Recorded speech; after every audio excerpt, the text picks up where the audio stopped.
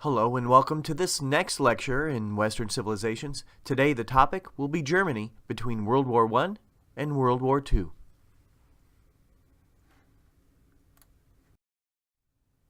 There will be two areas of focus for the presentation. First, we're going to look specifically at Germany between the 1920s and 1930s. In this era, it was beset by economic and political problems. We'll see how these political problems and the economic devastation of the country led to the rise of Adolf Hitler. The second focus will be many of the policies implemented by Hitler himself. First, we'll see how the Nazi Party grew from a very obscure, small organization to taking control of the government as they implemented economic policies and policies aimed at encouraging Jews to exit the country with the Nuremberg Laws. First, we're going to look at Germany's government, the Weimar Republic, and some of the political and economic obstacles that they faced.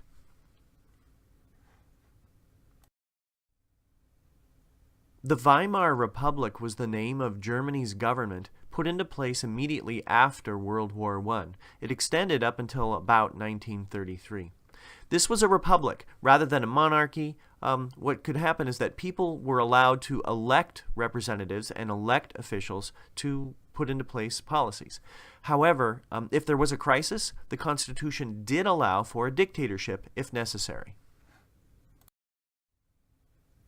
Prior to the Weimar Republic, Germany was ruled by the Kaiser. He was a monarch. And the Weimar government met in this building. It was called the Reichstag building. And so you see lots of people congregating in front of this parliamentary building. It would be similar to the United States Capitol, where Congress works today. Unfortunately, in the aftermath of the First World War, the Weimar Republic was characterized by terrible instability, and it was also very unpopular, largely because they were forced to accept the terms of the Versailles Treaty. If you remember, the Versailles Treaty was forced upon Germany in the aftermath of the First World War. Germany had to admit responsibility for causing the war, they had to pay for the cost of the war, and they also lost territory. The Weimar leaders agreed to this only because they were threatened with an invasion, and so this made the Weimar Republic very unpopular among the German people because Germany was humiliated by the provisions of this treaty. The Reichstag was the German cabinet, and this was characterized by tremendous instability in the years following the First World War. Between 1919 and 1923, 10 different governments, so 10 different leaders, 10 different cabinets were created. In the United States, we have a presidential election every 4 years and a congressional election every 2 years. Could you imagine having 10 different elections and 10 different governments in 4 years? It was incredibly unstable.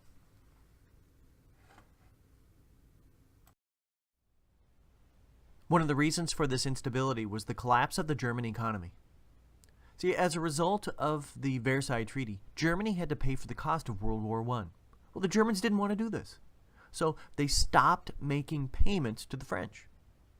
In retaliation, the French began to occupy a region of Germany called the Ruhr, in order to force the Germans to pay.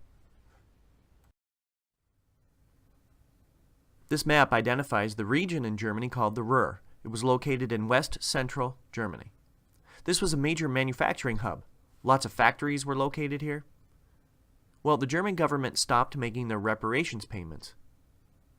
In response, the French, who really wanted to punish Germany, occupied this region, took over the factories as German workers refused to, and they undertook a passive resistance and they refused to work in order to show a form of resistance to the French. Well, the French took over these factories, produced a lot of goods, and then took all of that wealth back to France. This had a devastating impact on Germany's economy.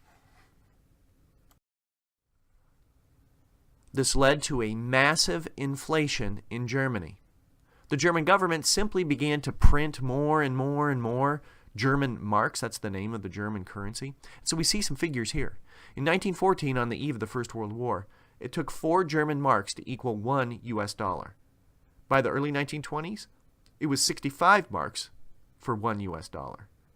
Then you see in September and then November of 1923, during the occupation of the Ruhr, the German mark became virtually useless.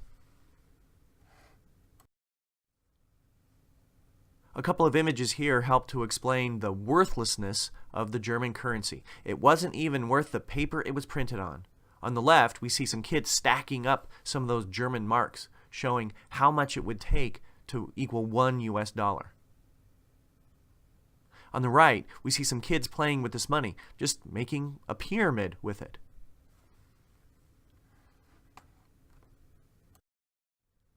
Families lost their savings.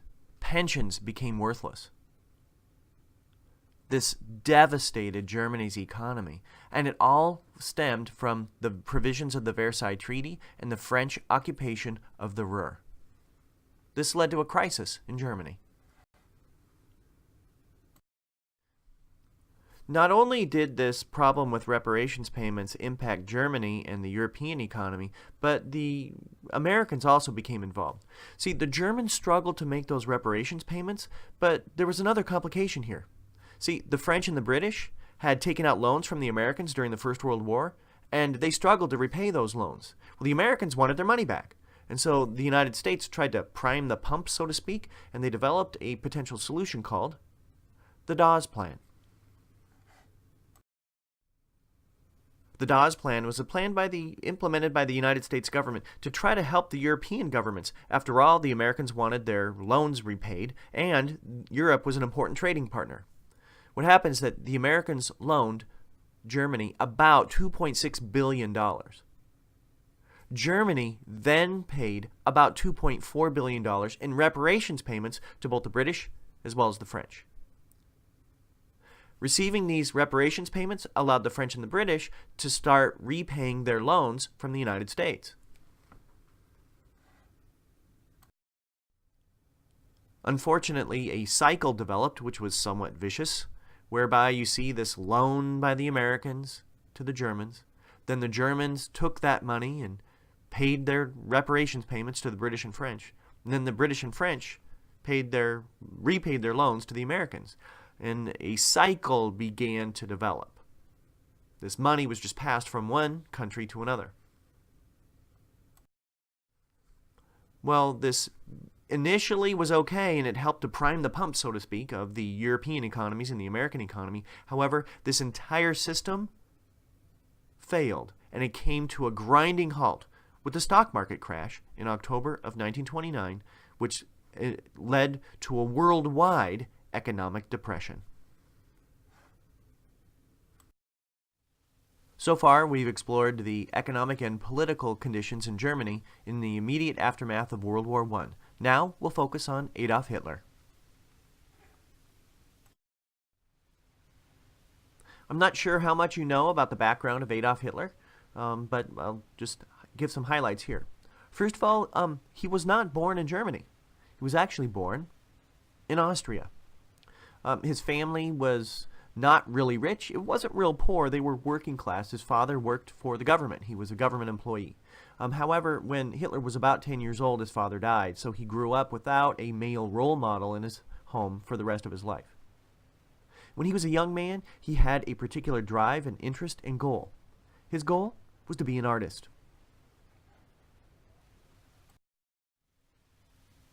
In fact, Hitler wanted to enroll in an art school in Vienna. That was his major goal as a young man growing up, but he was denied entry into the school. He ended up spending a lot of time in Vienna and some other major cities, and he began to make a little bit of money by painting postcards for tourists who came to the area. In fact, he was able to survive on very little money and very little income. His mother gave him a little bit of her widow's pension, and he was able to sell some postcards, and these are some examples of the postcards that he painted.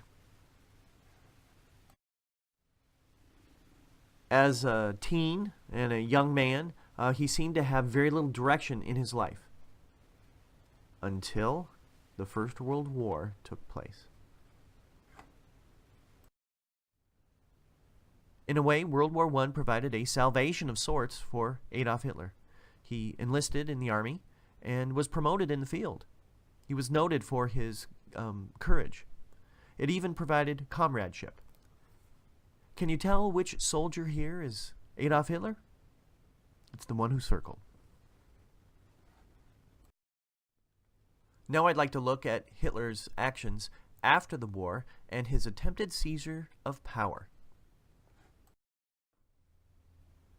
After the First World War, Adolf Hitler joined the Nazi Party. This was a terribly small organization, this political party, with maybe only 25, 30 people.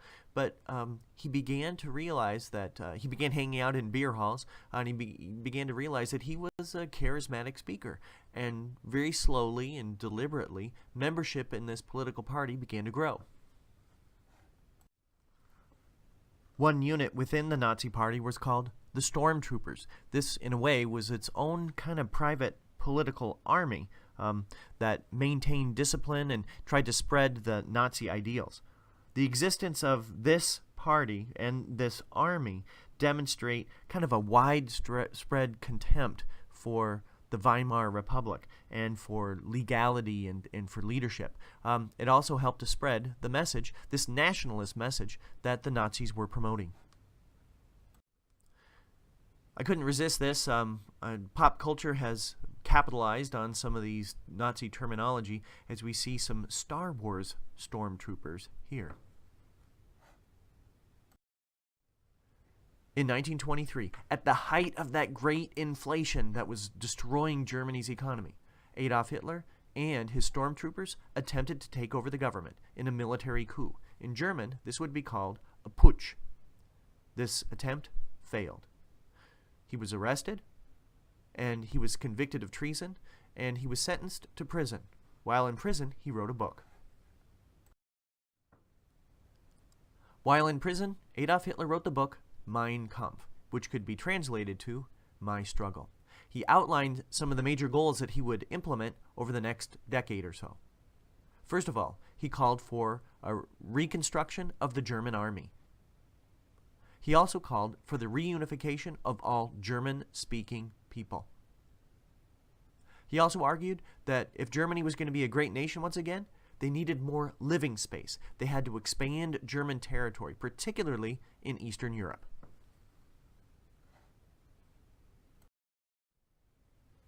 These ideas that Hitler was outlining in Mein Kampf were in direct conflict with the provisions of the Versailles Treaty.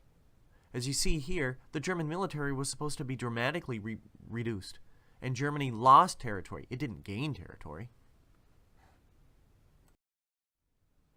The arrows here point to some of the regions that Hitler was referring to in terms of living space. This was territory occupied by Poland. Lastly, Hitler identified a scapegoat for all of Germany's problems. He argued that the Teutonic race, or the Aryan race, was the master race. All other races of individuals, particularly those of Jewish heritage, were to blame for Germany's problems. These ideas were published in Mein Kampf, which became a bestseller, and it earned Adolf Hitler a great deal of money. In the late 1920s and early 1930s, as the German economy began to grow worse, the Nazi Party gained popularity.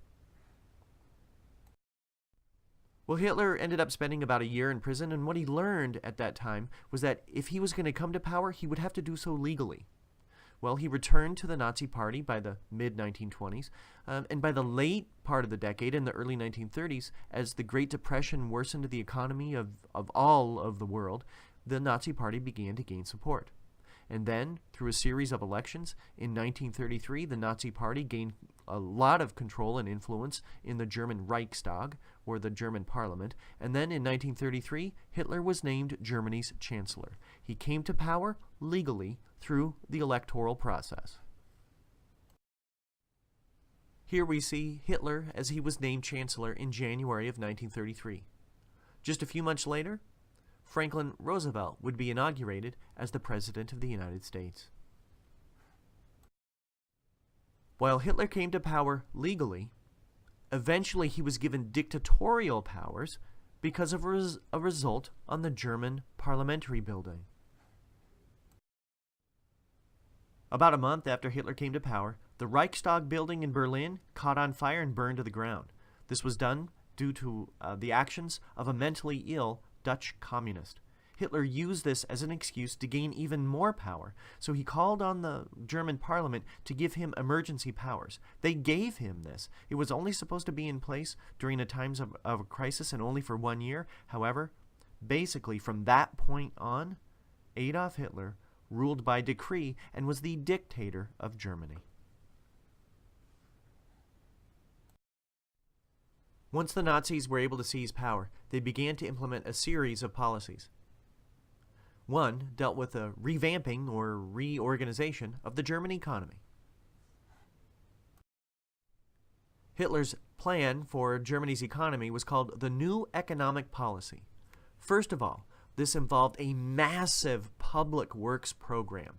There was a new highway system, a new park system, and many things whereby the unemployment was attacked by the German government. In 1932, there were about 6 million Germans who were unemployed. This was cut in half, more than in half, by 1934. How did they fund this? Well, there was a lot of deficit spending. There were loans that were taken out. However, taxes were also increased, and many Jewish assets were seized by the German government.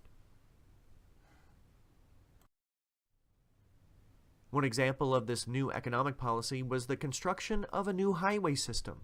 On the left, we see Adolf Hitler, who was a master at propaganda, involved with a groundbreaking ceremony. We see the construction of Germany's Autobahn, the major highway system, which was a model not only in Europe, but for the world when it was put into place in the 1930s. Another platform of this new economic policy dealt with social welfare programs. Families were provided aid if they were out of work, then they had unemployment. There were also tax breaks if women stayed home to raise their children and had more children. There also was a huge increase in the German military. They began to ignore many consumer goods as well, and they only focused on the production of military items as they began to prepare for war. Overall, by the mid-1930s, Germany's economy had largely recovered from the worst aspects of the Great Depression. Additional policies also were implemented, which were anti-Semitic and eventually resulted in the Holocaust. Beginning in the 1930s, a series of laws were passed which cut back at the rights of Jews living in Germany.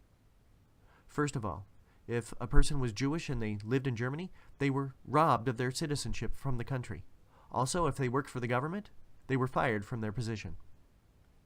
Second, sex or intermarriage between Jews and non-Jews was outlawed or prohibited in Germany. Very quickly, I thought I would just show this snippet from the Ludington Daily News from April of 1933. This article identifies some of these Nuremberg Laws, and it shows how several people who were Jewish and worked for the German government lost their jobs. There were also personal attacks and attacks on businesses owned by Jewish people living in Germany. Here we see a bomb that was thrown in a Jewish-owned business from 1938. So not only were there legal attacks, there were physical attacks as well. Now, one of the things I wanted to point out would be the United States during this era. In the United States in the 1930s, segregation was legal. Restrooms were for white patrons or colored patrons, which was the word at the time.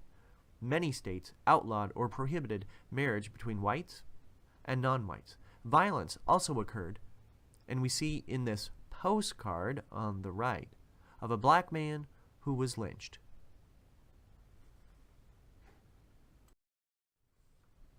In the United States, the Ku Klux Klan was an organization that started in the 1860s, but in the 1920s in particular, it had an increase in popularity.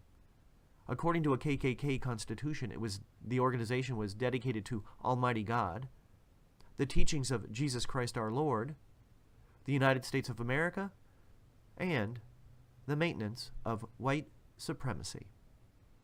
So, if we look at some of the early actions in Germany dealing with the anti-Semitic legislation, you can actually make some connections between the United States and the same era. Initially, the goal of these Nuremberg Laws was not to try to eliminate all Jewish people. What they wanted to do was they wanted to discourage Jews from living within Germany, and they wanted them to leave the country. But then, World War II broke out. In September of 1939, Germany invaded Poland, and this began World War II. On the left, we see a panel from the book Maus. Here we see Wlodek as he was involved in the early stages of the war as he was a soldier fighting in Poland. I'm going to make a series of additional links to Maus.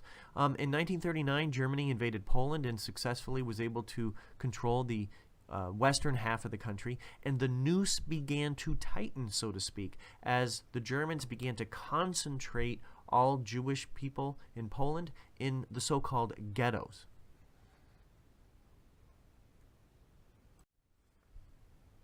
In 1939 and 1940 and through most of 1941, World War II was fought in Europe.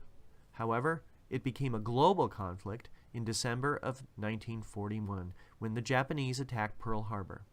It was shortly after this when Hitler's so-called final solution, the extermination of all Jews, began to be developed.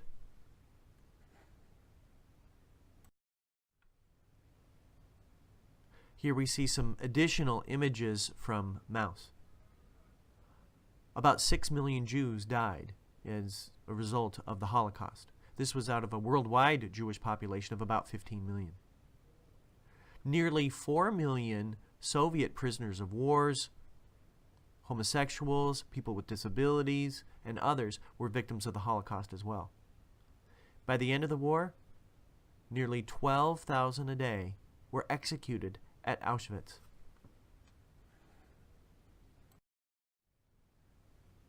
Here we see some additional images from Maus. By the end of the war, many of these victims who had been living in concentration camps were liberated.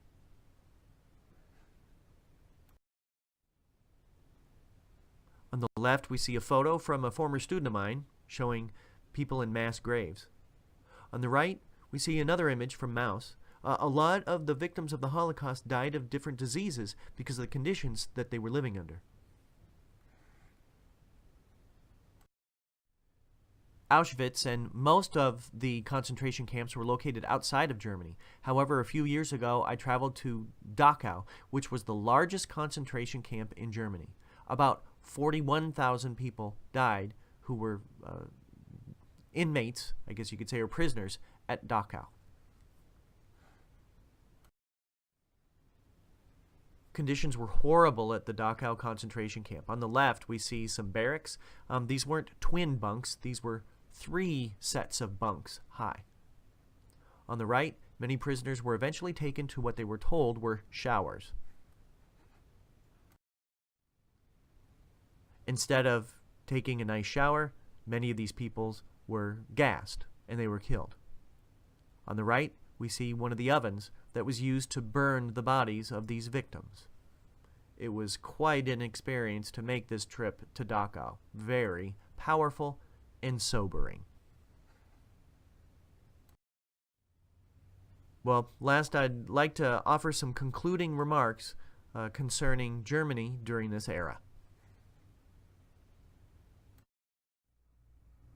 This presentation has highlighted events which took place in Germany between World War I and World War II. It was only within the context of a broken Europe that Adolf Hitler was able to come to power. What you want to be able to do is you want to be able to determine which factor or factors you believe to be the most important, which allowed Hitler to rise to power. Well, I know that this was not the most uplifting topic today. However, hopefully you learned something new about the conditions in Germany in between World War I and World War II and the rise of Adolf Hitler. Have a good day.